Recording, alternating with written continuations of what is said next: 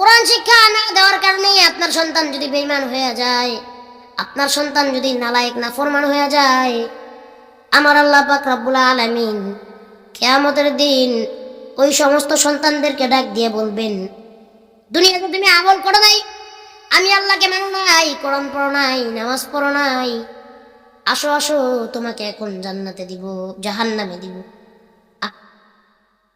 সে সন্তান আল্লাহকে ডাক দিয়ে বলবে, আল্লাহ আমার কোনো দোষ নাই, আমার বাবা আমার ছোটকাল থেকে মাদ্রাসা দেয় নাই, বাবা বলছে আমার ছেলেকে আমি বানাবো বড় পুলিশ, মা বলেছে আমার ছেলে হবে ডাক্তার, দাদা বলে আমার নাতি হবে ইঞ্জিনিয়ার, আমার বাপ মা কোরআন শিক্ষা দেয় নাই।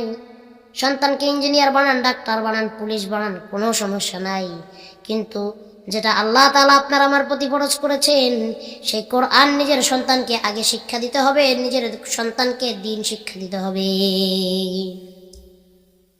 সে হোক ডাক্তার, সে হোক ইঞ্জিনিয়ার, সে হোক পাইলট, অ্যাস্ট্রোনট, যাই হোক, তাকে আগে কোরআন শিক্ষা দিতে হবে। এই শিক্ষা আপনার আমার উপর ফরজ করলেন কে? এই জন্য ভাইয়ের আমার, যখন আল্লাহ তাআলা আপনার সেই সন্তানকে ডাক দিয়ে বলবে, সন্তান বলবে, আল্লাহ আমার তো কোনো দোষ নাই, সব দোষ আমার মা বাবার, আমার মা আমাকে কোরআন শিক্ষা দেয় নাই, আমার বাবা আমাকে কোরআন শিক্ষা দেয় নাই, আল্লাহ আমি আজকে যদি জাহান্নামে যাই, আমার মারে আমার বাবারে ছেড়ে আমি জাহান্নামে যাব না। আল্লাহ ডাক দিবেন আর বলবেন, এর মা বাবারে ধরে নিয়ে আসো।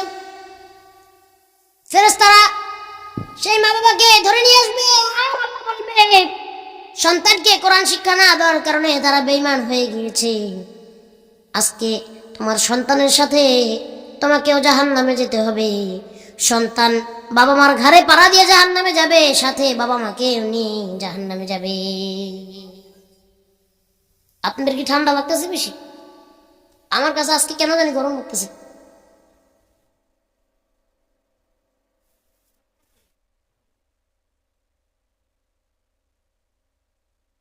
বেশি তো, লাইটও বেশি, এই জন্য ঠান্ডাও তো আস্তে আস্তে কমে যাচ্ছে, ঠিক কিনা? আহারে আল্লাহ ভালো জানে আবার সামনের শীত পর্যন্ত আমরা বাঁচি কিনা। হয়তো আজকে এই ময়দানে বসে কথা বলছি, আবার সামনের বছর দেখবেন এখানে ওয়াজ মাহফিল হবে, এখানে অনেক মানুষ নাও থাকতে পারে, ঠিক কিনা? আল্লাহ তাআলা আমাদের বোঝার তৌফিক দান করুন, সকলে বলছি আমিন। তাহলে বলেন, আপনারা কি বদ সন্তান চান না নেক সন্তান চান? নেক সন্তান চাইতে গেলে মাদ্রাসায় পড়াইতে হবে, রাজি আছি তো ইনশাল্লাহ?